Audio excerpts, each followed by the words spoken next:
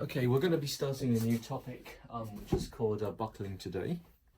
So let's have a look at what we already know. Down here, you can see the normal simply supported beam. So here we've got the pin, and then here we've got the roller. So as you can see, normally we could apply a force down there, and then pin and roller, and then you see rotation at the two ends, and you'll see this end moving inwards. Now, today we're going to be talking about something called buckling. So buckling is different. Firstly, when we apply the load down there, the deformed shape of that becomes a cubic. When we talk in terms of buckling, we're applying an axial load. So an axial load would be applied there, okay, in that direction. And buckling is an instability. So firstly, don't get confused about whether it buckles that way or whether it buckles that way. That's the same. It's when it becomes unstable, and theoretically one side is going to be weaker than the other in terms of the material strength or something, so it's going to have a preposition to buckle one way over the other. But in the theoretical world, where everything is perfectly straight, there should be no difference, and it's free to buckle in that direction, and it's free to buckle in that direction there. So both of those are the same. Now, don't also get confused about the magnitudes. So when we stick this here in terms of the axial force at a certain load, which we'll call the Euler load or the elastic critical buckling load, which we'll talk about later, when it reaches that load, the thing becomes unstable, or the column or the beam column becomes unstable. So as soon as it becomes unstable, theoretically, deflections and everything shoot up to infinity. So this and this and this all occur theoretically at the same load, and theoretically once you reach the buckling load, the deflection here in that direction or the deflection there in that direction shoot off to infinity. So we'll talk about that later on, but for now I'd just like to demonstrate some phenomena or some things about buckling.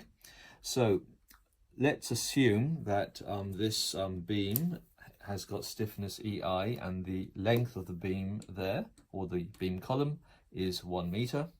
And let's assume that the buckling load is 100 kilonewtons, which are written there just as a nice number. So we're making an assumption that when this beam column becomes unstable under the axial load, the instability load that we can calculate might be 100 kilonewtons. Now let's move on to another example. So down here you can see that I've extended the length of the beam. So now there are two spans to the beam. So that would be AB, that would be AB and BC. And around here you can see there that the beam is prevented from moving in that direction, the same as that one there. So it's allowed to move in that direction there. And you can see that the other end here is also allowed to move in that direction there. So let me just put that in. Okay, so what we now do is we apply the same load, and we can see that it buckles into the same shape as this one there, and that's a sine function. So we can see the sine function here, which you can see going along there. So rotations allowed along there, same as this one here, and rotation allowed there, and you can see that this thing has buckled into what's known as two half sine waves. So this one, when we buckle like there by applying, let's say 100 kilonewton along there, in that direction there, it buckles at 100 kilonewtons, or it becomes unstable at 100 kilonewtons. This one here, when you apply a load and you want to find out when it becomes unstable, it would also become unstable at 100 kilonewtons. And in this case here, you can see that it's formed two half sine waves, this one being one half sine wave and this one being one half sine wave. We'll introduce some terminology later on, but we'll just say that because of the buckled shape like there, which is similar to this one here, we will say that, let's make that one buckle in that direction for as a difference, we will say that the effective length is 1 meter. So it buckles into 2 half sine waves, and the effective length of buckling is still 1 meter. Now let's go on to the third example here. So this is the third example here. Now in this case here, I've just connected the 2 members together, so it's not prevented from moving in this direction there, as you can see there. Whereas this one, it's prevented from moving in that direction there as a restraint. Now with this one, it's a longer member. This member is now 2 meters from there to there. So all that is like gluing the 2 members together, or welding it if it was steel. Now if we apply the axial force there, I can feel that the force required to cause the buckling in that direction or in that direction, it would be the same. And as soon as it's gone unstable, it just shoots out. So you can, if I kept it there and let go, you can suddenly see it spring out, which means it reaches its instability load. And I can sort of feel that it's a quarter of this one here. So this one is 100, this one is 100, this one the same as this one, and this one is a quarter of this one of 25. So we'll show how we can demonstrate these figures theoretically later on. So down here we can see the buckle up there or the buckle up there, and it becomes unstable, and it doesn't really matter how big it is. Once it's reached the instability load, deflections would shoot off to infinity, theoretically.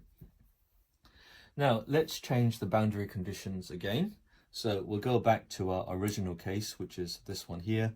The simply both ends pinned as you can see there, with the effective length of 1 meter.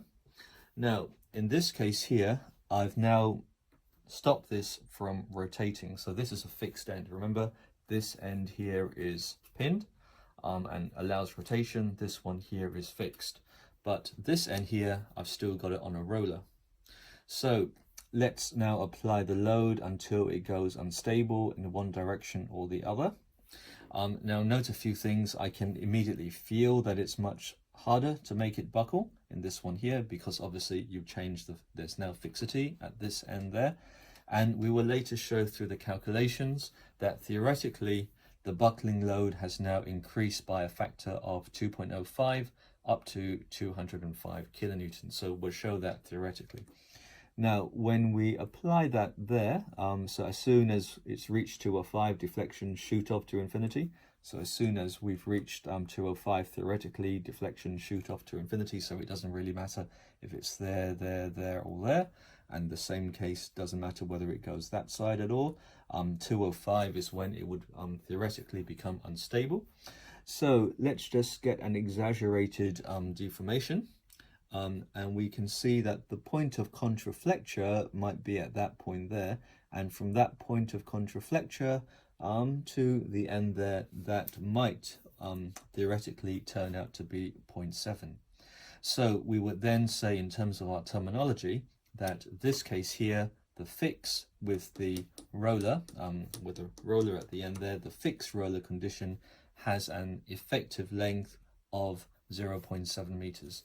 And we will say that the theoretical buckling load at which this instability occurs is 2.05 times higher than if that had been an overall length of 1 meter and pin roller on both sides.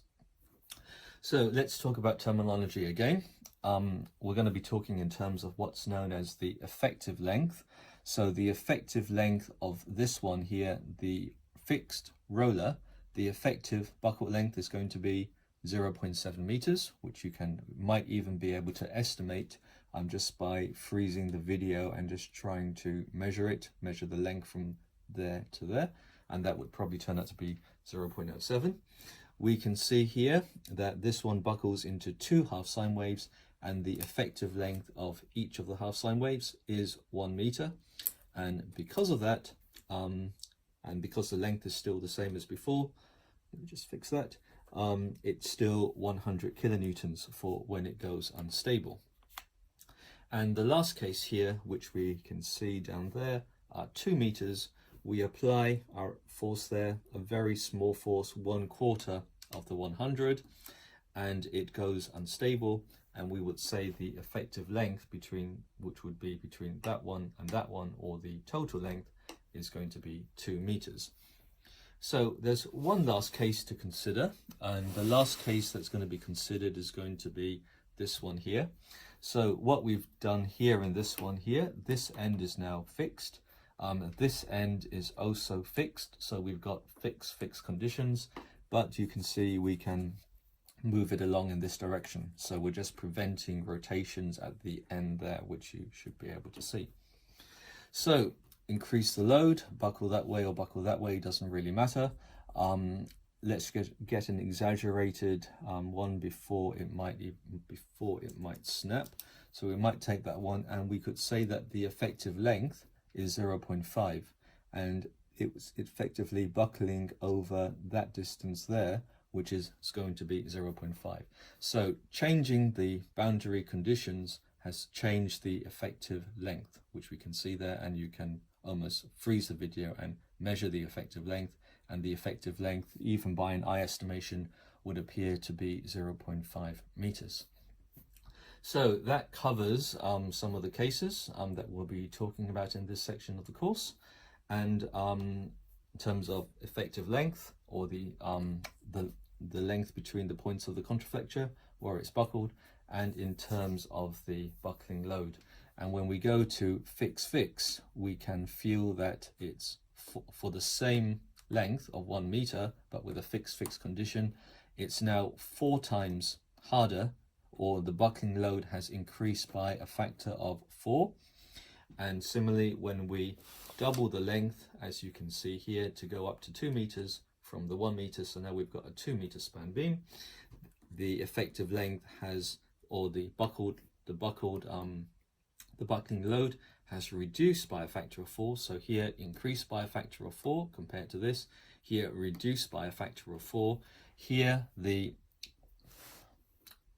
effective length has halved from 1 meter to 0.5 meters, and in here the effective length has doubled, and it's become the same length as the beam between the pin and the roller case. So that's a very quick introduction to buckling, and we'll now return to the course book, and we'll have a look at what's happening in a bit more detail.